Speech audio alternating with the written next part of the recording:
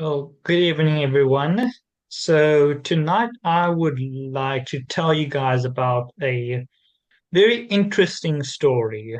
And as you can see on the title page, um, the Nihao incident changed the fate of Japanese Americans um, during World War II. And that's what we'll be exploring of how it changed the fate of these Japanese Americans. Now, the mass internment of Japanese Americans during World War II is almost universally condemned as a shameful episode in American history. However, were there actually cases of Japanese American disloyalty that could have explained their internment by the US government. To many, one shocking betrayal in the Hawaiian Islands in the aftermath of the Pearl Harbor attack was all the justification they needed to intern these people. Now, let's take a closer look at this incident. The incident happened directly in the aftermath of the attack on Pearl Harbor, and that's where our story begins on December 7th, 1941. Of course, this attack at Pearl Harbor took place on the island of Oahu, and nearby we have Nihao. And Nihao was designated by the Japanese Naval Command as an extraction point for any airplanes or attack vessels that were damaged or for anyone who was injured during the Pearl Harbor attack.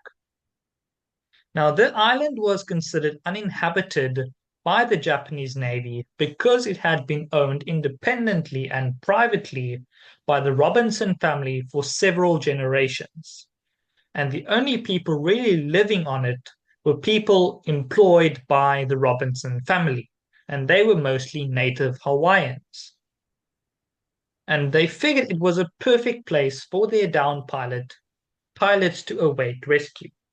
And this very thing happened when Airman First Class Shigenori Nishikaichi, who was in the second attack wave on Pearl Harbor, was shot down and landed on the island of Nihao.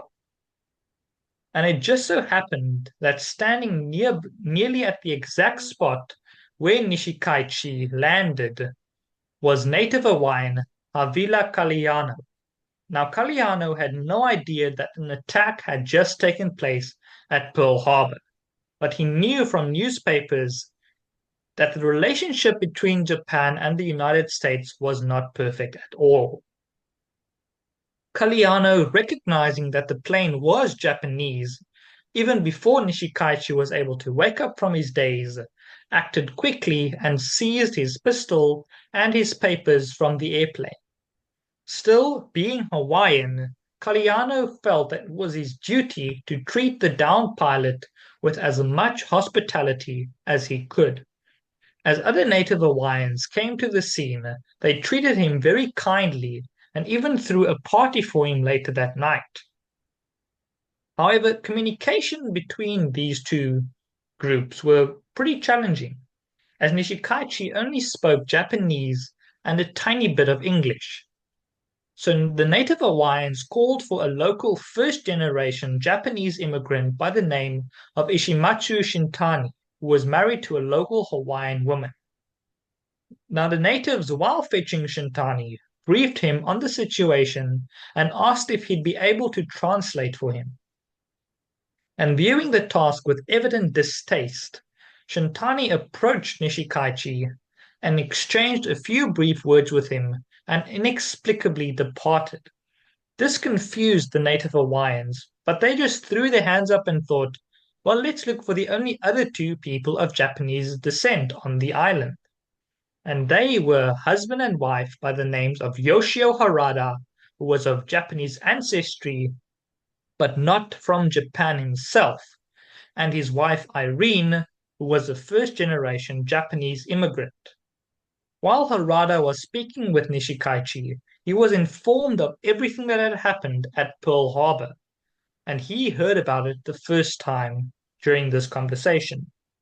but he chose not to share any of that information with the Hawaiians.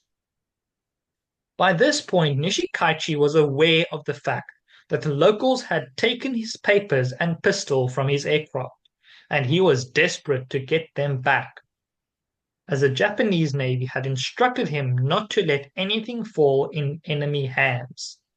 Now, I can't speak to Harada and his wife's motivations on why they chose to help him, but they decided to help Nishikaichi retrieve his papers.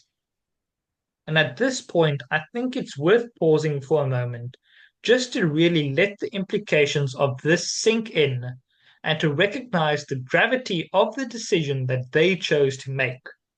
Almost without hesitation, they chose to side with the downed Japanese pilot over their fellow neighbors on the island.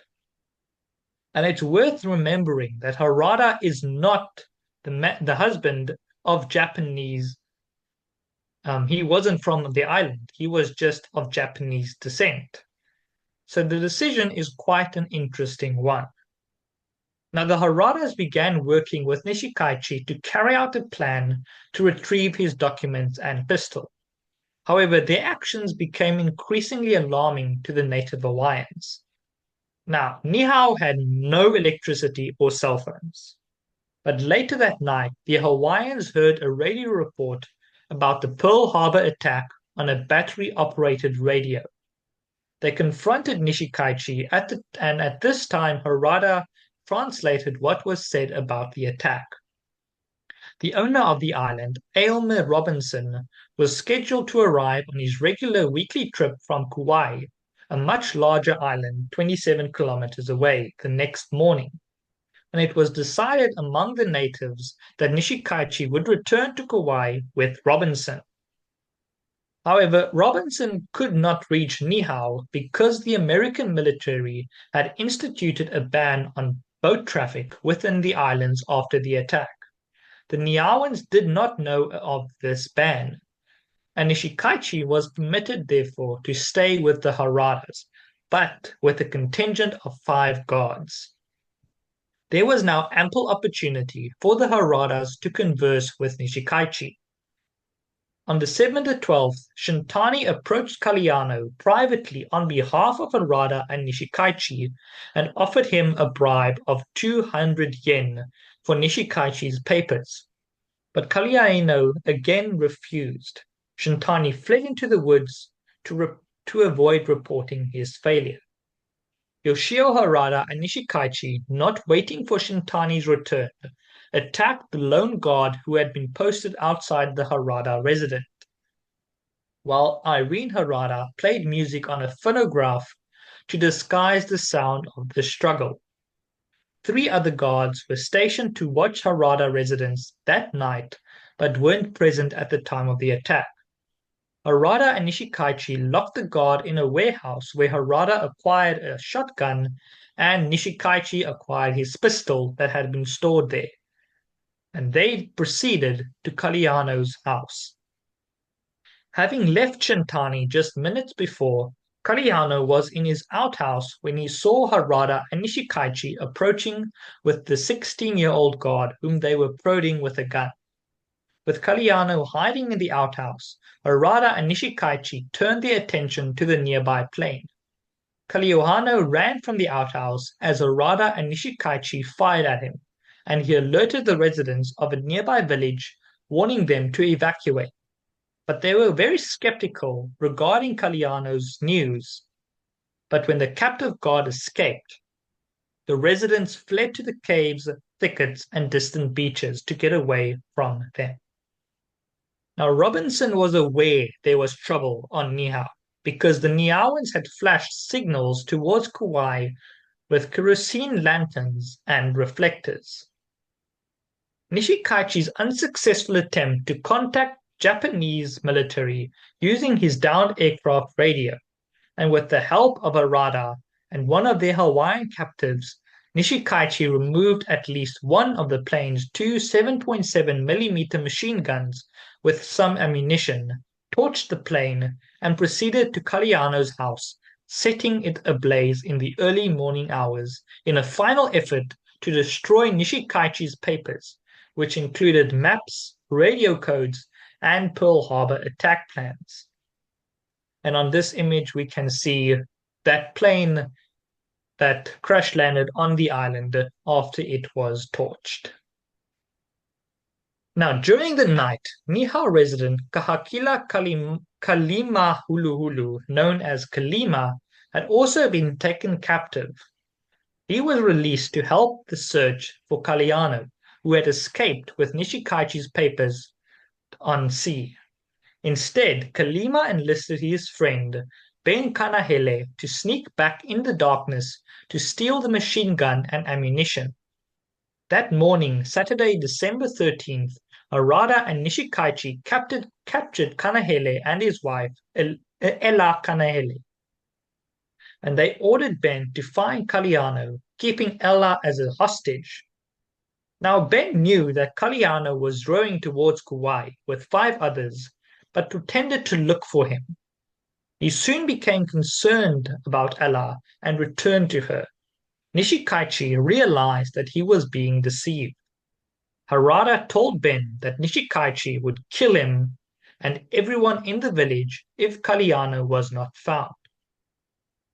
Kanahele and his wife, taking advantage of the fatigue and discouragement of his 2 captors, leapt at them as Nishikaichi handed the shotgun to Harada. When Nishikaichi pulled out his pistol from his boot, Ella grabbed his arm and brought it down.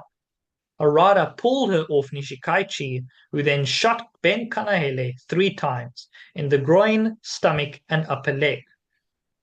However, Kanahele was still able to pick up Nishikaichi and hurl him into a stone wall, knocking him unconscious. Ella Kanahele then killed the Japanese pilot by bludgeoning his head with a rock. Harada then killed himself with his shotgun. After the incident, Ella Kanahele went for help, dropping the shotgun and the pistol on the way. And interestingly, that shotgun was washed ashore 5 years later, but the machine guns were never found. Now, Ben Kanahele was taken to Waimai Hospital on Kauai to recuperate. And in 1945, he was awarded the Medal for Merit and the Purple Heart, but his wife Ella received no recognition at all for what she did. The next afternoon, December 14th, the military authorities, the 6 Hawaiians who had rowed to Kauai, and Robinson arrived together on Nihau. Nishikaichi's papers were turned over to authorities and the crashed plane was studied. Irene Harada and Ishimatsu Shintani were taken into custody, and Shintani was sent to an internment camp and later rejoined his family on Nihau, where he attained U.S. citizenship in 1960. Irene Harada was imprisoned for 31 months until her release on June 1944. She was not charged with any crimes resulting from the incident. She maintained her innocence, but added in a 1992 interview with Japanese television that she felt sorry for Nishikaichi and wanted to help him. She moved to the island of Kauai. Mitsuo Fukuda, a naval commander during the attack on Pearl Harbor and later a Christian evangelist who settled in the U.S. territory of Hawaii, visited her numerous times and they later married. Now, the Nihau incident sent shockwaves through the islands of Hawaii and became a significant event in the aftermath of Pearl Harbor. To many Americans at the time, it confirmed their fears of potential disloyalty among people of Japanese ancestry. Oh, sorry about that. And this fueled widespread prejudice that led to the internment of Japanese Americans across the mainland United States. However, it is essential to remember that this was an isolated case, and the vast majority of Japanese Americans were loyal citizens and even and even participated in the war on America's side. And those Japanese Americans at home were even loyal citizens, and they suffered unjustly due to the actions of a few Japanese Americans. Thank you very much.